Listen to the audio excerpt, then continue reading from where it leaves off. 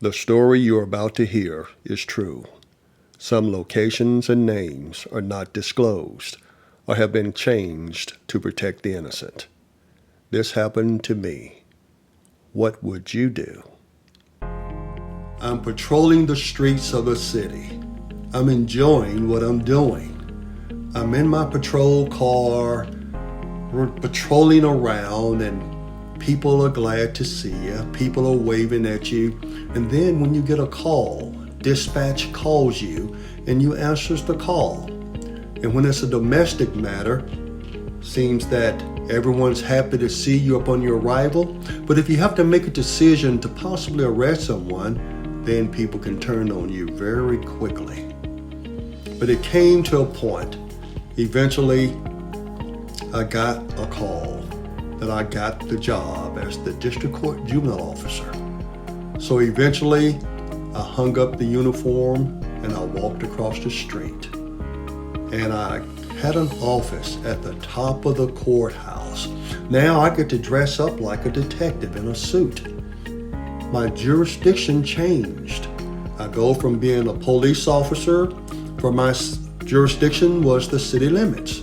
Now it has expanded to 5 counties as a district court juvenile officer. And I enjoyed it. And when you're in that position, even anywhere in law enforcement, it always attracts media, whether it's the television stations or the newspaper.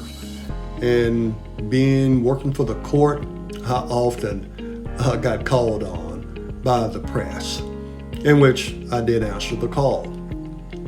But one day, I get a call from a chief of police in a small town in one of the counties. And he told me that they had some problems involving some kids and needed my assistance.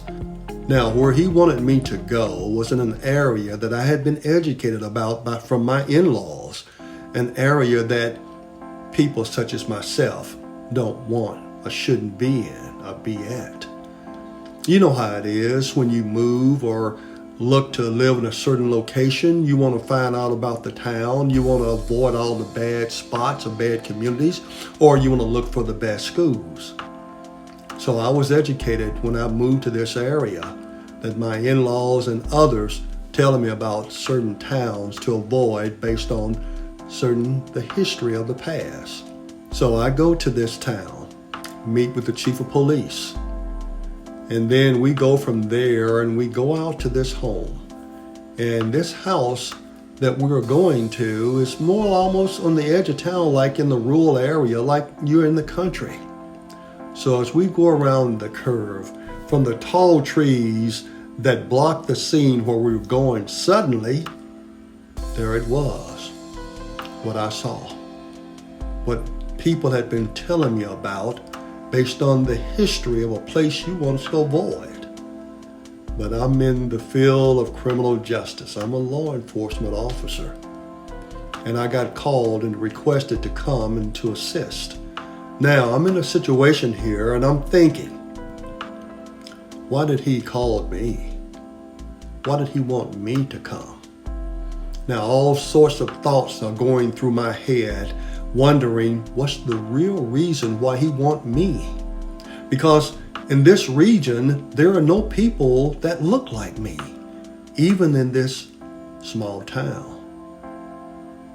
But I dealt with things prior to that, even as a police officer, because not everybody's gonna like you.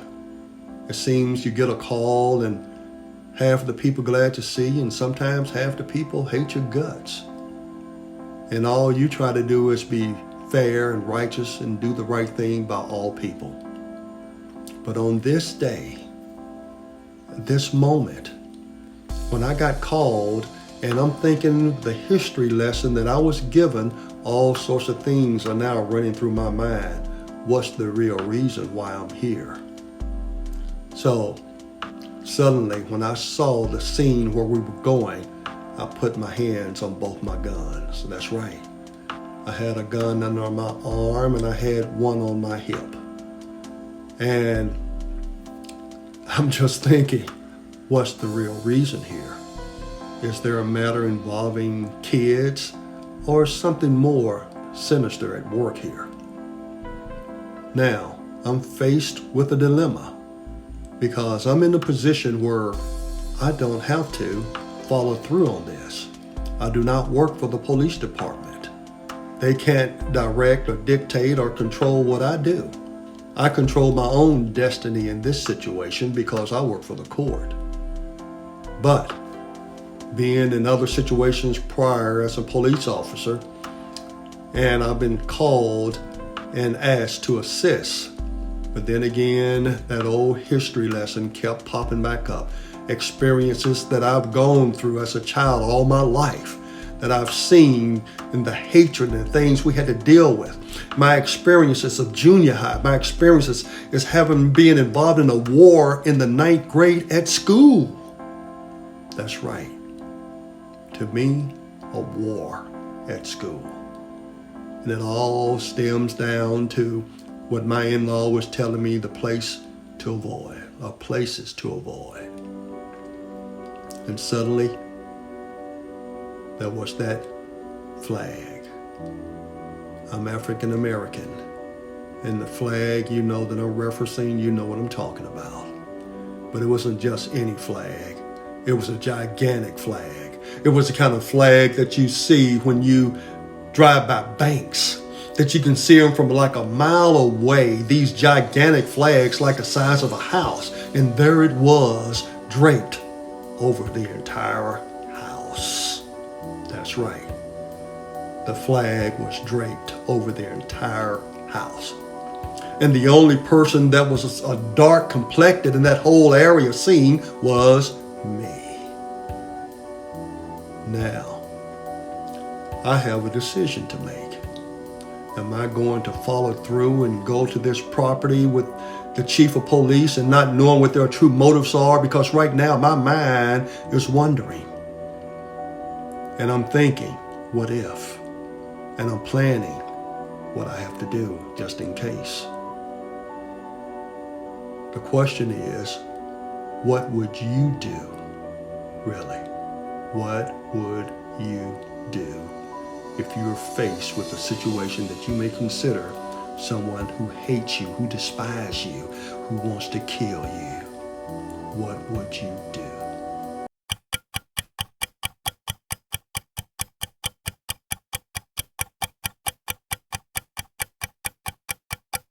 Now here I am.